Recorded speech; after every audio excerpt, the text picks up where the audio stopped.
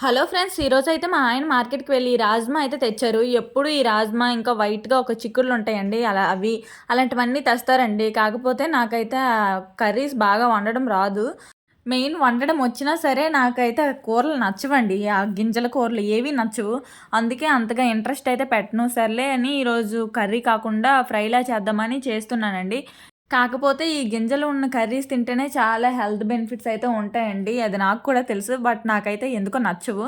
ముందుగా అయితే ఈ రాజ్మాని కుక్కర్‌లో పెట్టుకొని ఉడికించుకోవాలండి. బాగా ఉడికిపోయిన తర్వాత ఒక పాన్ తీసుకొని దాంట్లో కొంచెం ఆయిల్ వేసుకొని, జీలకర్ర, దంచిన వెల్లుల్లిపాయ, కొంచెం ఆనియన్స్ వేసుకొని బాగా వేయించుకోవాలి. బాగా వేగిపోయిన తర్వాత ముందుగా ఉడికించుకున్న రాజ్మా అయితే వేసుకోవాలండి. వేసుకొని అది పచ్చివాసన పోయినంత వరకు వేయించుకోవాలి. ఇది బాగా వేగిపోయాక దాంట్లో కారం, పసుపు, సాల్ట్, ధనియా పౌడర్, జీరా పౌడర్, గరం మసాలా ఇవన్నీ వేసుకొని బాగా కలుపుకొని లాస్ట్‌లో కొత్తిమీర జల్లితే కర్రీ రెడీ అయిపోతుందండి. చాలా బావుంటుంది కర్రీ. మీలో ఎంతమంది కర్రీ తిన్నారో కామెంట్ చేయండి. బాయ్.